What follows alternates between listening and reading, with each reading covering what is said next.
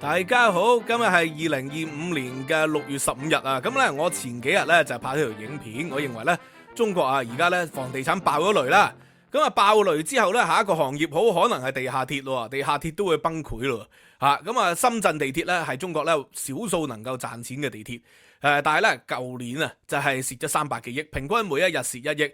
咁呢個都唔出奇啊！因為炒窿咗房地產啊嘛，投資呢個嘅萬科集團咧嗰啲項目咧就蝕咗大本。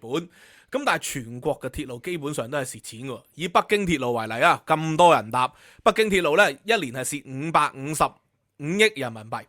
呢個鐵路蝕咁多錢咧，個原因係咩呢？因為中國咧實行嘅係一種叫超前建設嘅方法。超前建設咧同資本主義嘅方法唔同。資本主義嘅鐵路就係喂人多嘅地方佢就起鐵路啦，因為起咗咧賺唔到錢都收支平衡啊。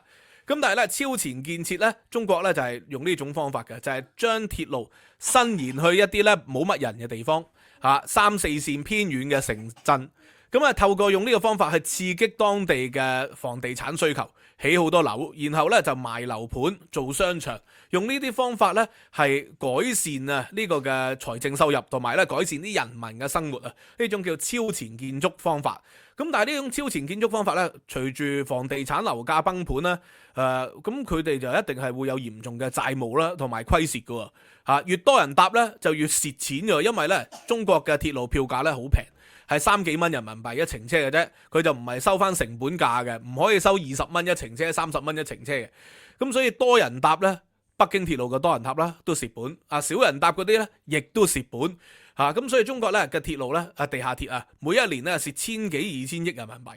咁呢個都唔算誇張啦。高鐵呢而家負債6萬幾億，負債6萬幾億，淨係俾利息俾幾千億一年。而加上營運呢又蝕過千億，咁所以中國嘅高鐵呢係今日要討論嘅課題。咁但係上次呢就講關於地下鐵蝕錢，有啲人即刻反駁，喂，鐵路係蝕錢噶啦，鐵路係利民措施嚟噶嘛，梗係蝕錢噶。咁呢個係事實嚟嘅，因為有鐵路呢令到我哋方便咗好多。譬如話我哋要開會，如果冇鐵路嘅，好可能呢個時間呢就會長一啲，開會就會困難咗。咁呢個開會慳翻嚟嘅時間就可以做其他嘢，會創造社會資源噶，呢個係事實。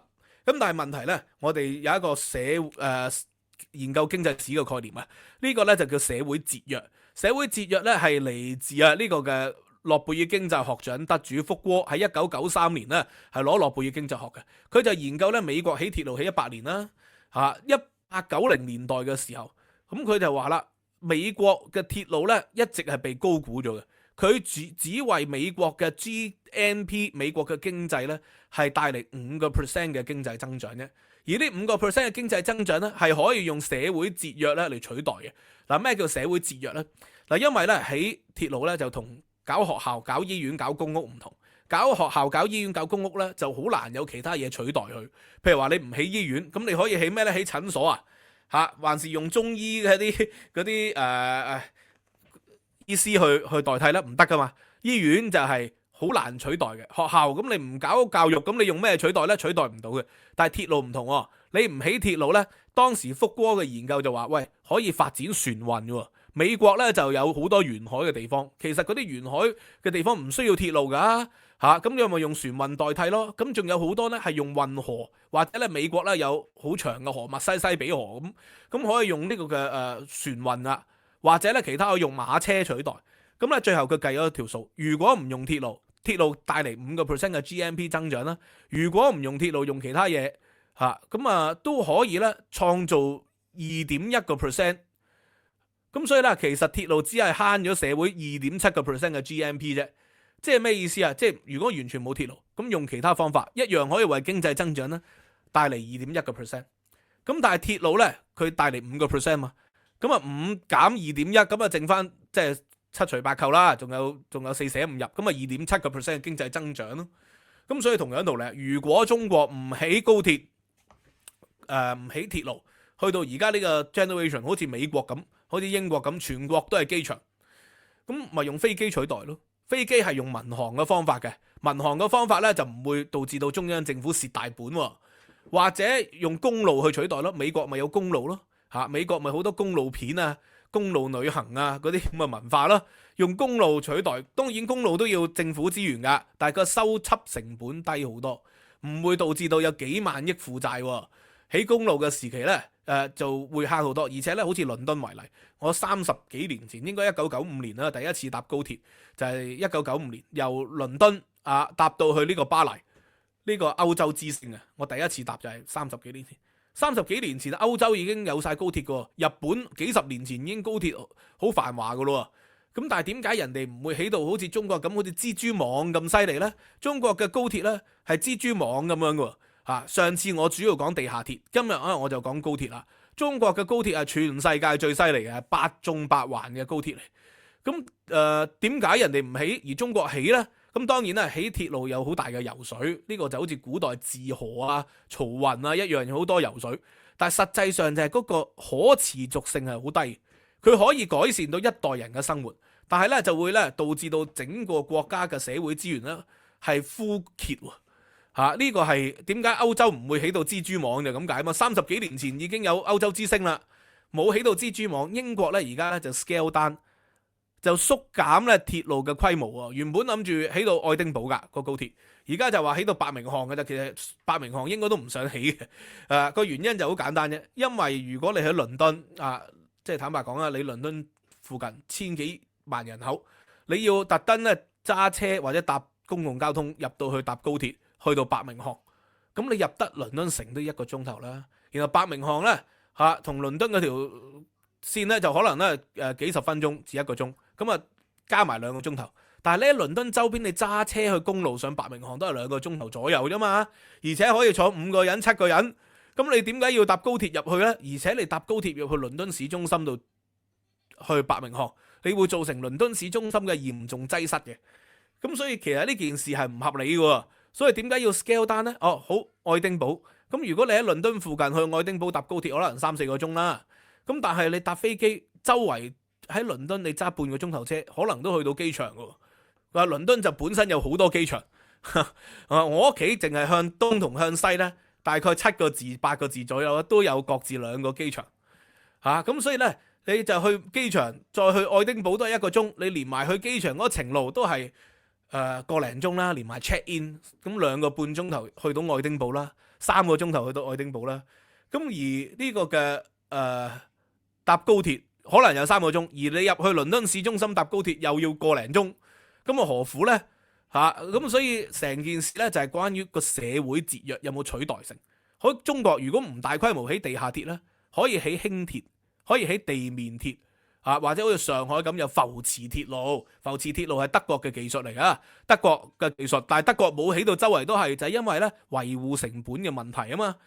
呢個就係用資本主義同埋用中國特色嘅社會主義咧個思考嘅方法唔同。中國特色嘅社會主義，佢第一可以有油水起嘅時候，第二咧就可以改善到人民嘅生活，第三咧亦都可以創造咗經濟嘅效益。呢個係考慮。但係咧，我嘅提出嘅模型咧就話，中國嘅高鐵咧短期係爆炸式增長嘅，但係長期就會拖垮到整個社會嘅成本。呢個就叫先高就後跌。呢一種模式咧，我認為係中國高鐵嘅模式，同歷史上咧中國幾個大型建設咧有類似之處，但係亦都有唔同之處。嗱，而家習近平新時代起高鐵，由胡錦濤開始起啊，當然咁同古代嘅由隋文帝、隋煬帝嘅時候嘅大運河，同埋秦始皇嘅時候嘅萬里長城咧，我可以做一個系統嘅比較呢個系統嘅比較就係點咧？大家知道啦，中國最大型嘅建設咧就嚟自秦始皇啦。秦始皇修築長城就改變咗中國人嘅生態啦。因為咧喺未有萬里長城之前咧，匈奴人可以咧輕易咧就南下。有咗長城之後咧就唔同咯。中國咧嗰個防禦咧就由重心防禦就變成咗前沿防禦。重心防禦同前沿防禦嘅分別係咩咧？重心防禦咧就匈奴人咧就騎兵入嚟，咁你就再結集再去打佢。咁嚟得匈奴都走咗啦，因為匈奴係騎兵好有彈性嘅，所以秦始皇咧就修築咗長城。匈奴人咧諗住咧南下，佢咪用烽火咯。一用烽火，唔同嘅士兵咪可以結集，然後咧就擊退匈奴。匈奴人咧就南下嘅機率就低咗。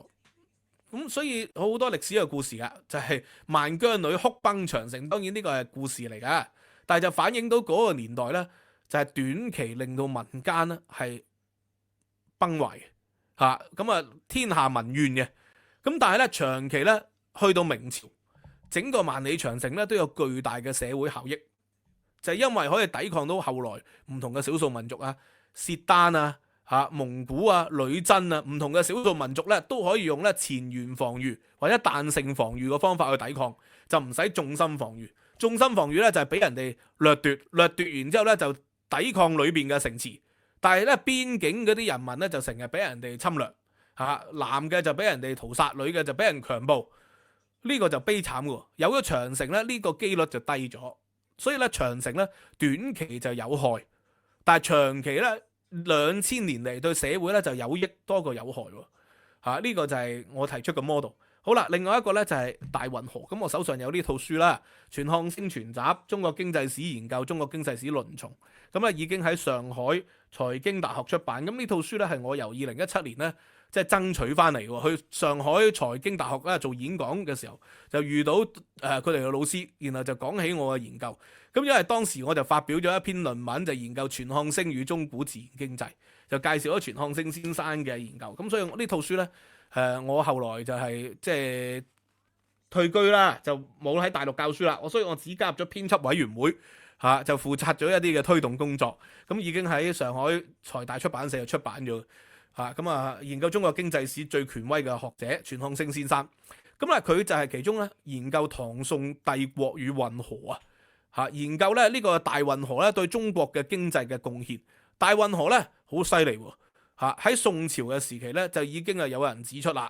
宋朝嘅時期有一個叫做盧襄陽，佢就話：喂，而家咧每一年啊，去京師嘅漕運咧已經係上千數百噶啦，非常厲害。咁咧佢就話咧，起大運河咧，蓋有害於一時，而利於千百載之下者，天以除為吳宋王業之資也。佢就話咧，起大運河啊！梗係悲慘啦！5個月就起成咗一條河，呢個嘅隋煬帝，咁令到咧100萬人呢係非常之痛苦，100萬人去投入呢個大運河，包括婦女，用咗5個月咧就完成咗初步嘅工程。咁呢個大運河咧係好闊嘅，一條運河，大概咧係根據黃仁宇研究就有100英尺至200英尺咁闊嘅，水深咧應該都係好大嘅，好深嘅。咁所以咧就起咗呢條運河咧，好多人咧就餓死咗，好多人咧就係痛苦，到後來導致到隋朝亡國啦，亦都因為大運河。咁但係咧佢就係有害於一時，有利於千百載，就係去到明朝嘅時期咧，大運河咧都仲係發揮好大嘅作用。咁當然啦，根據明朝另外一位學者咧嘅研究就話：喂，有社會節約嘅，因為唔起大運河咧，明朝就係漕糧北運啊嘛。喺南方嘅漕糧就運上去北京，因為北方咧就種唔到糧食，主要係嚟自南方。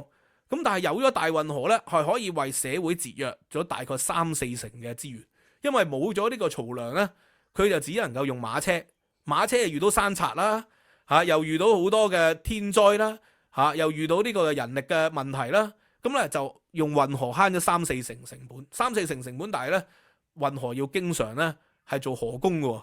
要做漕糧河工要疏導嘅，都係好大嘅成本嚟嘅。去到康熙嘅時候咧，就年年都要為咧河工咧去頭痕啦。咁咧當然啦，唔用呢個嘅運河咧，可以發展海運，可能咧令到中國嘅航海技術咧有突破都唔出奇。咁根據呢個明代學者嘅研究咧，一個叫邱淑定邱進咧佢研究咧，佢就話如果唔用呢個嘅漕運用海運咧，就可以再慳6成嘅成本。用咗漕運就慳3成，用咗海運咧就慳6成嘅成本。咁去到晚清咧，先至用呢個嘅漕糧海運招商局就為咗漕糧海運而建立噶嘛。咁佢係有社會替代嘅。咁高鐵都係有社會替代。如果唔起高鐵咧，就可以大量起飛機場。飛機場用民航嘅方法，咁當然啦，中國就唔開放空域就話呢個可能危害國家安全，唔俾外資喺中國咧經營呢個嘅航空公司。咁呢個係另外一個故事，但係如果大量開放航空咧，一樣係可以取代到高鐵，而且唔需要負債幾萬億。幾萬億而家呢一代人冇問題，但係幾萬億滾筒落去咧，去到2-3代以後咧就變咗幾十萬億，或者幾十萬億過百萬億，每年咧就虧蝕咧以幾千億去到幾萬億，咁呢個對下兩三代咧就有好大嘅影響。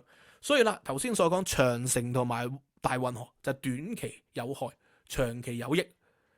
但係高鐵咧就唔同喎，短期就有益，長期就有害喎。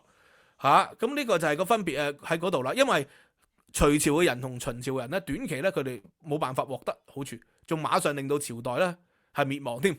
但係現代社會就冇咁犀利，因為咧現代社會高鐵就連埋房地產一齊發展，大運河同長城又冇可能連埋房地產發展啊嘛。所以咧我就話啦，美國嘅鐵路根據福柯嘅研究，美國嘅鐵路係慳咗社會成本，但係另外一個學者嘅研究咧，呢個學者就話咧，唔係呢個高鐵咧，當年唔係高鐵啊，當年美國嘅鐵路咧，其實亦都可以創造咗農地嘅發展嘅。呢個農地發展咧，當勞神嘅研究就話，喂，如果冇咗鐵路咧，會令到農地價值下降60% 嘅。佢認為福柯係冇睇到呢個考慮啊，就相等於咧每年嘅 GMP 啊係會損失3.4至5.3%。農地下跌，同樣道理，中國冇咗高鐵，中國嘅所有嘅城鎮2、3線嘅，尤其是都唔會可以脫貧。咁所以佢短期咧高鐵咧係對社會有巨大嘅利益嘅，但係長期咧就會令到資源咧係耗盡。大運河同長城咧後續嘅資源投入咧係冇高鐵咁犀利，佢哋唔需要發債還利息啊嘛。中國透過化債，所謂化債佢諗咗個新嘅名詞出嚟，好犀利啊，就係發行新債去冚舊債，就不斷化債。但係你化得1年就化唔到10年，化到10年就化唔到100年。咁呢個就係海耶克所講啦，政府嘅干預主義，用政府力量推動經濟發展，短期就有益，長期就有害。海恩斯即刻反駁啦，佢話 in the long run everyone will die， 喺長遠而言咧，所有人都會死嘅。所以海恩斯主義咧係主張政府介入創造需求。其實高鐵咧就係海恩斯主義，當然再加埋中國特色嘅一種游水即係呢個高官GDP 嘅推動升職咁呢個中國特色社會主義嘅元素喺裏邊，所以就導致到短期呢一代人可能呢10年、20年、30年啲人都會因此而獲得好處，但係40年、80年、100年以後咧，因為我哋研究經濟史啊嘛，我哋梗係研究經濟史用制度講，用100年、200年、300年為單位噶嘛，就會導致到整個社會資源咧係被耗竭嘅。所以英國停咗起高鐵咧係利大於弊當年話要起高鐵咧，其實係面子工程多一啲，係用其他嘢可以咧民營嘅方法可以取代嘅。如果高鐵咪起民營咯，有人覺得有投資價值嘅咪起民營咯，唔會動用到中央政府嘅財政。所以啲人話倫敦 Underground 好殘舊，倫敦 Underground 係賺錢嘅，佢每年只需要中央政府補貼4億8千萬鎊，係作為一個科研投資或者作為一啲嘅即係噪音隔音嘅措施之外。佢基本上係賺錢嘅，自負盈虧喎，係世界上少數能夠自負盈虧，所以咪好舊咯。好多地方用唔到上網咯，或啲人成日笑倫敦用唔到上網，倫敦嘅站係上到網嘅，因為係民營啊嘛。如果你係用 Vodafone 嘅，你可以喺站裏邊用 WiFi 嘅，係 O2 係嗰啲可以用 WiFi 嘅，咁但係車行走嘅時期，佢就係唔會特登加設嘅措施俾你可以喺行走嘅時期上網喎。行走時期上網係唔賺錢嘅嘢嚟噶嘛。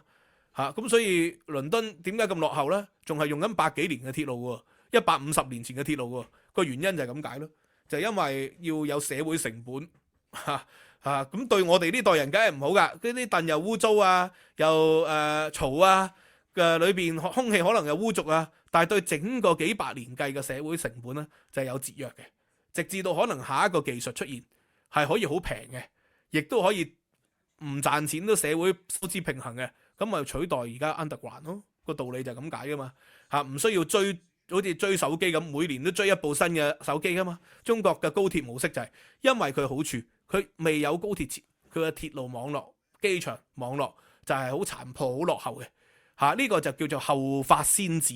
呢個係德國歷史學派嘅講法，後發就會先至噶嘛，因為佢冇一啲嘅潛在嘅沉沒成本喺裏邊。佢就突然間一下可以爆炸式，但係同樣道理，當下一個 generation 嘅技術出現，佢而家起咗咁多個高鐵，佢又變成咗落後嗰個嚟嘅咯，所以從歷史學嘅角度咧就可以咁樣理解。Anyway， 今日就解釋到呢度啦。咁高鐵同埋長城大運河之間嘅兒童希望大家覺得有益嘅，幫手撳個點讚、訂閱、加入會員，無論係 YouTube 定係 Patreon 嘅會員咧，都非常之需要大家嘅支持，好嘛？今日講到呢度，拜拜。